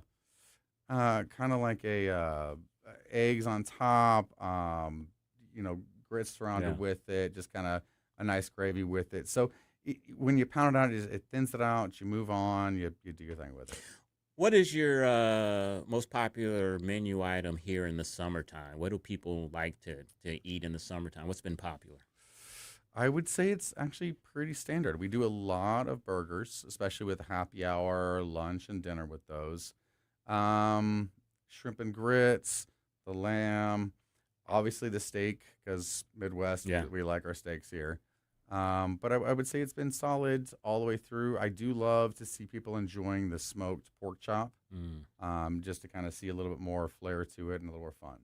You know, you talk about the happy hour. I always joke with you. You need to extend it because I'm by the time I'm off, I think it's over. It's got an hour to go. I'm like, you got to extend it to like 8 o'clock or something like that. We said this last time. We'll start at 2:30. Start at 2:30. Yeah, Come on in before you get here. Steve, that's radio prep time. I don't think the owners would appreciate me coming in slurring my words before my show. Speaking of the happy hour, last time I was in there, you about freaked me out because you guys have an extensive wine collection. You have 600 bottles of wine. Originally it was 500, and you told me, no, Chris, we have 600 now. You showed me a bottle of wine that was $4,000, and I didn't even want to touch it because I was like, I don't want to knock this thing over, and then I'm like pulling out my credit card trying to pay for this. I believe that wine, cocktails, beer, everything, everybody enjoys what they want to enjoy. If you get to the point where a $4,000 bottle of wine is what $50 is to me and you, enjoy it. Have fun with it. It's there. But there's plenty of other ones that range anywhere from 40 to 60 that you can enjoy, have a great experience. You know, I'm not a big wine guy, but can you tell the difference between a $4,000 bottle of wine and a $40 bottle of wine? Is there a real difference? On my credit card, yeah. Yeah, I hear you. For sure. I mean, I think that there are palate-wise. On some subtleties, yes. Once you drive a really, really nice car, you can tell the difference between an okay car and a really nice car. Can I tell right off the bat? No. Yeah. But to me, it's everywhere where you want to be and how do you want to be. And you just kind of go from there. I haven't had a chance to experience it yet. I've been to Timothy several times with my wife and with friends. I always recommend it. But you guys also have an outside patio as well. Talk about that. How many people does that seat? We have an outside patio now. Now, unfortunately, it's been closed last week and probably closed this week just because we try to cut it off at 85 degrees because we do fan that the dining room door, so we don't want to try to bring in too much heat into the dining room door. So when it's nice, we got some fans blowing out there, 85 and less. We try to have fun with it. I will say that it is covered in an enclosed and heated. So when we hit those October to March, I can actually have groups out there. It's seats, and it's 8 tables, 24 seats, but we found that we could do a 30 top for a private events out there with it being closed. Obviously, we wouldn't want to schedule that when it's hot because I don't have air conditioning. I have heat. Right. So, and we talked about this last time that you were here. You have a private room for people they can rent out or lease out, however you say it. And, of course, it was funded by our good friends over at Royal Bank. Tell them about the private room. Well, I can't say enough about Royal Bank and Mitch Baden, but they helped us to get the room. It's 2 collapsible walls. The first time I heard it, I was thinking of like back in high school when they're separating. Oh, I remember that. The little click-clack ones. So these are not like that at all. These are actually sound deafening. You could actually do the show in there. We have a TV set up in there. I'd say 24 could face the TV and all kind of look at it. Otherwise, a private room, 26, 28, and still be comfortable and still have privacy and still be able to do whatever needs to be done, not have other people around you. But, yeah, I mean, and on top of that, what we found when we started doing that, we were seeing groups that were looking for like 40, 50. Well, we can do 40, 50, so we'll put them in the dining room, and then we'll shift everything else into that bar bistro area. So we're able to do a lot of different things, and the fact that we have the private room has allowed us to see and experience more for people that are looking for larger groups. And what are the hours at Timothy and the days of the week that you're open? Monday through Friday, lunch is going to be I just lost my 11 to 2:30. Now, we never close, so 2:30 until 6, we go into happy hour, and then we start dinner in the middle of that. Saturday, we are open from 4 to 10. Saturday, we open 10 o'clock to 2:30 for brunch, 4 to 8 for dinner. We are able to do private events on Saturday during the day for, since we're closed, we're able to do baby showers, bridal showers, all of that. That is Timothy's Restaurant, timothysstl.com. Give me the address right quick. 12710 Olive, 63141. Highly, highly recommended from Chris and Becky Arps. Steve, thank you for coming in, my friend. Thank you, sir. Coming up next is Larry Connors USA, the story behind the story, the building of Mount Rushmore. You've been listening to the Tim Jones and Chris Arps Show on 1019 94.1 News Talk STL. Drive safe and have a great evening. License number GL250000615. You're cooking dinner. The lights go out. You flip the breaker and forget about it. But what if it keeps tripping? Trips once, your breaker's doing its job. Keeps tripping? That's a warning. Bad wiring or something worse. Do people just keep flipping it? Most do, until they can't anymore. Call Grasser. We'll stop the trip. Green is always Grasser at GrasserHomeservices.com. Dozens of out-of-state law firms are crashing into St. Louis trying to get your business. My advice, rely on a hometown firm. Under Law has been here for years.